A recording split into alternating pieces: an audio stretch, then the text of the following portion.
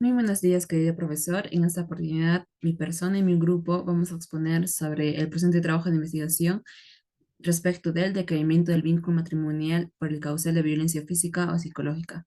Mi nombre es Janet Acutambía y en esta oportunidad este trabajo tiene la finalidad de responder a la pregunta: ¿cuáles son las consecuencias jurídicas del decaimiento del vínculo matrimonial, separación de cuerpos, por el causal del artículo 333, inciso 2 del Código Civil peruano? Como bien sabemos, nuestro sistema jurídico protege a la familia y promociona el matrimonio. Específicamente se encuentra tipificado en el artículo 4 de nuestro Código Civil. Sin embargo, como bien dice la frase, las leyes tienen que ir de acuerdo a la realidad social. Si nos enfocamos en la realidad, visualizamos, vemos que no hay un acuerdo a la realidad debido a que el vínculo matrimonial no proporciona seguridad o estabilidad, ocurriendo de tal manera consecuencias jurídicas. En nuestro Código Civil rige o norma el decaimiento y disolución del vínculo matrimonial, específicamente en el artículo 332. Las causales del decaimiento de este presente tema se encuentran en el artículo 333 del Código Civil. A continuación le paso la palabra a mi compañera. A través de la historia del matrimonio, ha sido una fuente generadora en la formación de nuevas familias y un vínculo en la cual ha regenerado y ha sido un tejido parentesco, en las cuales podemos decir que el matrimonio y la familia son dos grandes conceptos estrechamente vinculados entre sí. Raíces también del moderno matrimonio proviene directamente del derecho canónico, en la cual la Iglesia establece y funda su doctrina en el precepto del Antiguo Testamento y vendrá a ser no solamente dos, las cuales nos plantea que es la unión de dos personas en las cuales va a formar una sola carne. Y también podemos ver que tenemos la teoría de una disolución del vínculo matrimonial en las cuales se establece el divorcio, que el divorcio viene a ser una institución del derecho de la familia, en lo cual va a constituir una disolución definitiva y total vínculo conyugal, en las cuales va a restituir a los excónyuges la capacidad de contraer nuevamente matrimonio.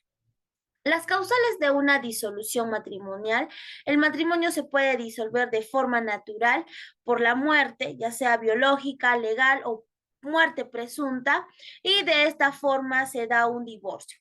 Las causales son conductas antijurídicas que atentan contra la paz conyugal. ¿Cuáles son las clases de causales? En las cuales tenemos las directas, indirectas, las objetivas y las subjetivas. En la directa vamos a ver que tenemos que es la acción en la cual va a dirigir específicamente contra el cónyuge, atentando contra su vida, violencia e injuria. Una causal indirecta es cuando la conducta del cónyuge repercute en el otro, en la cual puede ser adulterio, homosexualidad, condena por delito doloso, abandono injustificado, conducta de deshonra y entre otros. Podemos también ver una causal objetiva en la cual no implica juzgar sobre el motivo o causa que lo genera la separación del hecho, digamos la homosexualidad o la condena sobre un delito doloso o una enfermedad venérea. Tenemos una causal subjetiva en la cual va a implicar juzgar sobre el motivo o causa o género, en las cuales puede ser el adulterio, conducta deshonrosa, uso de drogas, imposibilidad de hacer una vida común. A través del matrimonio tenemos también una propuesta legislativa en la cual podemos reconocerlo en el Código Civil, en la cual podemos citar en el artículo 332, en la cual nos da a conocer en este artículo sobre la separación de cuerpos, suspende los deberes relativos al hecho y a la habitación y pone un fin de régimen patrimonial de la sociedad de gananciales, dejando subsistente el vínculo matrimonial. Además, podemos entender la separación de cuerpos tiene tres efectos, en las cuales suspende los deberes relativos del hecho, la habitación. Los cónyuges no deben seguir viviendo ni durmiendo juntos. Pone también fin al régimen patrimonial de sociedad de gananciales en el caso de existir una sociedad de gananciales que sustituya dicho régimen por separación de patrimonios. Dejando subsistente el vínculo matrimonial, les brinda a los cónyuges un espacio de reflexión y para una posible reconciliación.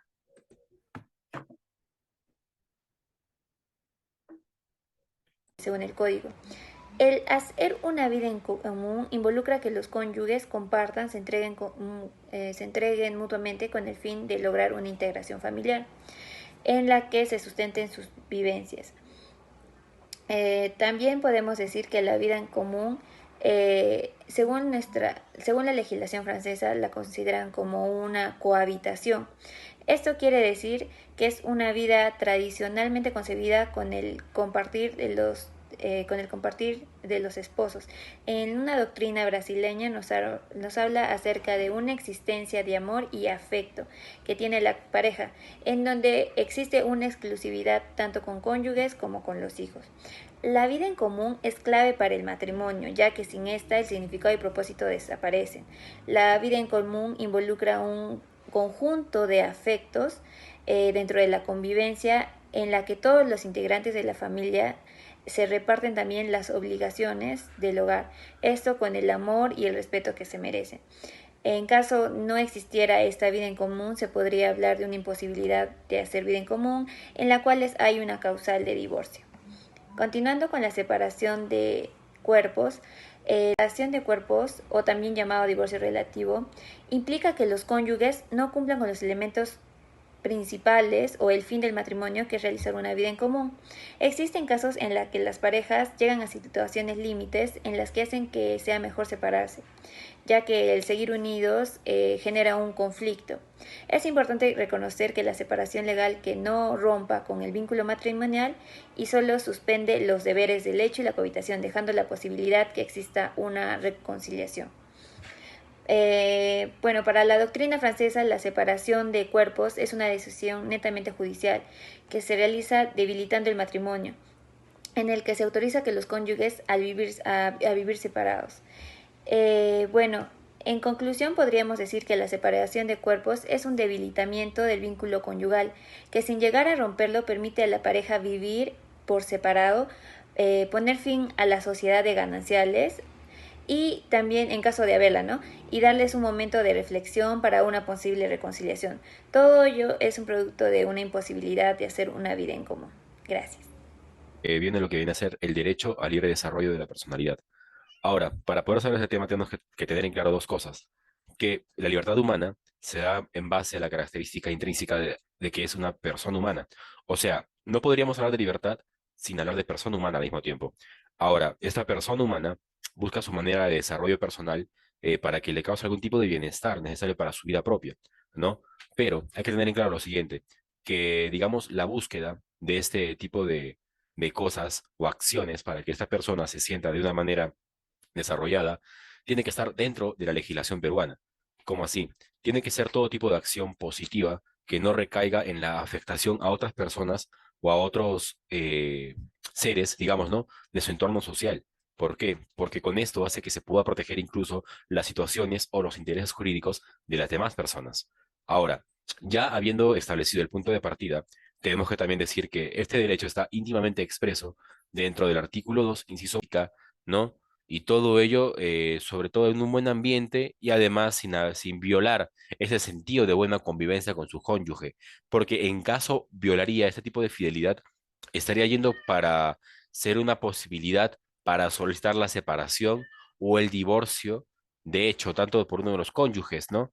Puede ser de una manera unilateral o bilateral, ¿no? Por último, el derecho a la dignidad personal. Bueno, este derecho se desarrolla mucho con estos dos últimos derechos que acabo de previamente exponer. ¿Por qué?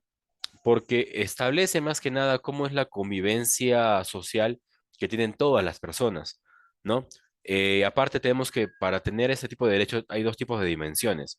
Uno que es subjetivo que se refiere a la persona como un sujeto de derecho, y otro que es objetivo, ya que la persona es vista como un principio, ¿no? Y aparte de eso, qué acción tiene frente al Estado y los sistemas legales. Ahora, dentro de todos estos límites también está el límite de los titulares de derecho, ¿no? Que se da más que nada de manera justa y proporcionada por la dignidad de la persona misma, ¿no? Ahora, para este tipo de derechos se usan también lo que son determinadas técnicas, como vendría a ser el principio de coordinación práctica, que permite la coordinación de diversos bienes, etcétera, ¿no? Entre las otras personas, también el cumplimiento legislativo, administrativo, ¿no? Y todo ello proporcionó las medidas legales y judiciales para poder armonizar de manera correcta, digamos, el desarrollo de la persona humana sin el desenvolvimiento de la personalidad que tiene. Ahora, este derecho, al prácticamente no solamente ser parte de la persona humana, porque también influye en otras personas, tiene que haber un cierto límite para que justamente no se infrinjan las normas y los problemas. Ahora, se puede realizar todo tipo de acción siempre y cuando no esté prohibida, no esté restringida por algún tipo de ley, norma o jurisprudencia dentro de este ordenamiento peruano. Entonces, si no está restringida, entonces dicha acción será permitida para la realización y siempre y cuando estas acciones incluyan el desarrollo personal de la persona, ¿no? Paga la redundancia. Ahora, prosiguiendo con la exposición, también venimos lo que es el derecho de la fidelidad entre cónyuges. Bueno, más que nada, tenemos que establecer dos puntos de partida. ¿Qué es la fidelidad y qué son los cónyuges? Bueno, los cónyuges, bien sabemos, son las personas que están compartiendo la sociedad del matrimonio, ¿no?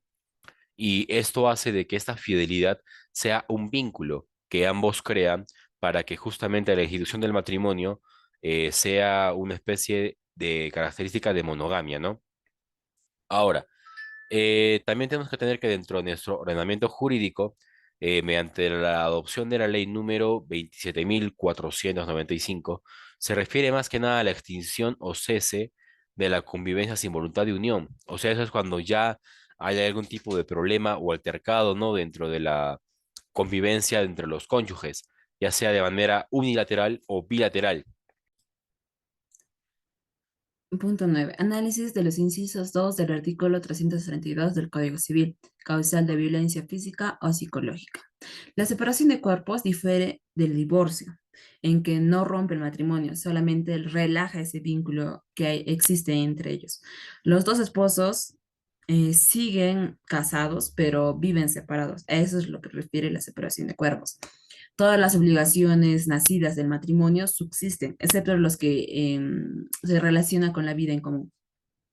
El causal de violencia física o psicológica consiste en la crueldad excesiva, es decir, al igual que las injurias, viola o vulnera el derecho al buen trato. Tal como lo indica Altermeni, en la crueldad hay un elemento intencionalmente determinante, que es el propósito de hacer sufrir. Si nos enfocamos en la ley 3036-4, distingue cuatro tipos de violencia. Entre ellas se encuentra la violencia física y psicológica, las cuales presenta el siguiente concepto.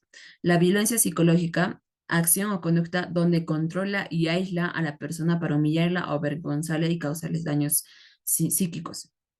Según los datos que se realizaron en la INEI, Encuesta Demográfica y Salud Familiar, en el año 2019, nos indica que la violencia psicológica es elevada, porque presenta un mayor porcentaje de 52,8. Sin embargo, en la violencia física, según las encuestas realizadas de la INEI, ha reducido, contiene el porcentaje de 29,5%, lo que dice que afecta cerca de 6 de cada 10 personas. El concepto que nos indica la ley 3036-4 de violencia física indica que es acción o conducta que causa daño al cuerpo o a la salud de la persona. Mi nombre es John Marco Atco y he llegado a la conclusión de que el derecho a la vida y el derecho al libre desarrollo de la personalidad tienen un vínculo con el matrimonio por causales de violencia física y violencia psicológica. Primero veamos que el derecho a la vida es un derecho fundamental que se impone de manera previa al ordenamiento jurídico y sirve de fundamento para el orden jurídico constitucional que debe establecerse en torno a su tutela y protección. Esto significa que el derecho a la vida está vinculado al carácter humano y a la dignidad de las personas, ya sea hombre o mujer. De forma análoga, todo ser humano sin excepción merece el respeto incondicional por el simple hecho de existir y estar vivo. Y eso lo queremos decir que si en un matrimonio hay peleas, hay discusiones, hay violencia física, psicológica, abuso verbal, abuso físico, se estaría vulnerando el respeto a la persona y por ende a su dignidad. De esta manera hay un vínculo con el derecho a la vida y con el derecho a la integridad. Veamos que toda persona tiene un derecho al libre desarrollo de su personalidad si no se violan los derechos y libertades de otras personas y tienen deberes ante la sociedad en los que se garantiza el desarrollo libre e integral de la personalidad. Y dentro de estos derechos y deberes podemos encontrar que toda persona tiene libre desarrollo, a libre libertad de expresión, puede opinar y deberes tiene que, por ejemplo, dentro del matrimonio, el respeto, debe haber la confianza, entre otras. Y esa es mi conclusión a la que he llegado, que tiene el derecho a la vida y el derecho al libre desarrollo con el matrimonio. Gracias.